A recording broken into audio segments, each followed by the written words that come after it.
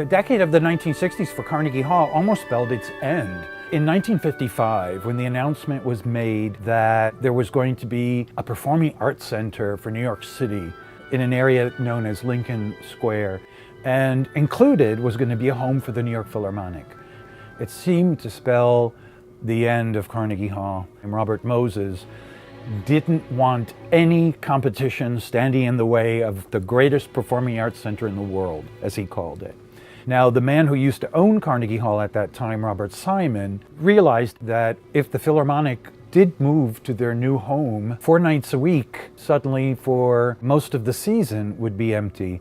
And he thought, I don't think I can even pay the water bill. The contract was not renewed with the New York Philharmonic. Because Carnegie Hall was so well loved, there would be pickets out front, please help save Carnegie Hall, and people would walk by and go, oh, that's too bad, and keep walking.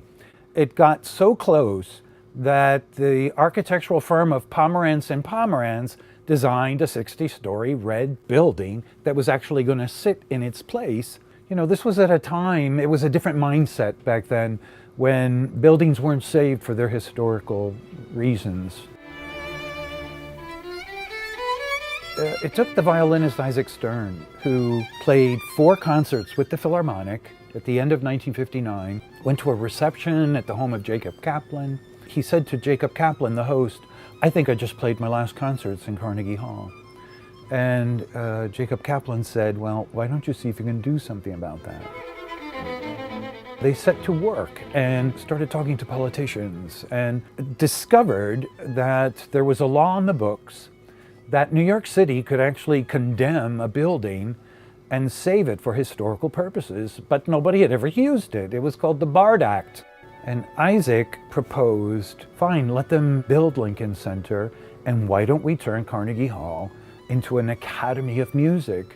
In short, the hall was saved. Construction being the way it is, Lincoln Center was behind schedule, and so the Philharmonic asked, can we come back?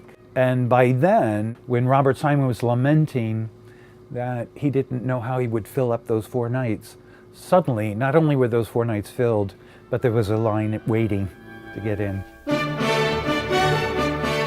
What would have been the Hall's last season actually began with a gala kickoff with the New York Philharmonic, conducted by Leonard Bernstein, with Isaac Stern doing the Beethoven Violin Concerto. When he walked out, the entire hall rose and cheered him for 15 minutes.